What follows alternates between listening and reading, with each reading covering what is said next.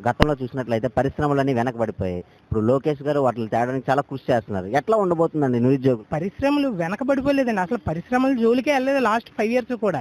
ఇప్పుడు పరిశ్రమలు అన్నది ఆంధ్రప్రదేశ్‌కి పరుగులెత్తుకొని వస్తున్నాయి. మామూలుగా కాదు. చాలా బీభత్సంగా వస్తున్నాయి. ఎందుకంటే మొన్న మైక్రోసాఫ్ట్ ఇనాగ్రేట్ చేశారు కదా! అది చాలా మంచి విషయం. ఎందుకంటే యువతకి అది మెయిన్‌గా కావాల్సిందన్నమాట. యువత ఆల్మోస్ట్ ఆల్ 24% ఆఫ్ యువత ఎవరైతే ఉన్నారో అందులో 19% ఉద్యోగాలు లేకుండా ఉన్నారన్నమాట. అందుకని చెప్పి సో అది చాలా మంచి విషయం. పరిశ్రమలు రావటం అన్నది భారతదేశంలో అది ఆంధ్రప్రదేశ్ వైపు చూసి మళ్ళీ రావటం అనేది చాలా గొప్ప విషయం. అట్లాగైతే పరిపాలన చంద్రబాబు మీద పూర్తి నమ్మకం ఉందండి. ఉందండి, నమ్మకం ఉంది. ఎందుకంటే ఇక్కడ మనం 2 విధాలు చూడాలి. అది జగన్మోహన్ రెడ్డి గారు చేశారు.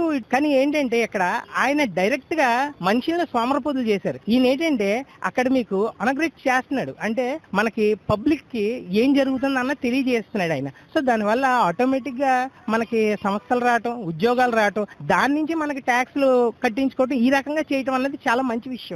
అది అంతేగాని ఏమీ లేకుండా డబ్బులు ఇచ్చి సోమరపోతులు చేయడం అన్నది కరెక్ట్ కాదు కదా. సో ఇప్పుడు జగన్మోహన్ రెడ్డి గారి ప్రభుత్వంతో పోలిస్తే ప్రభుత్వం చాలా వరకు బాగుంది.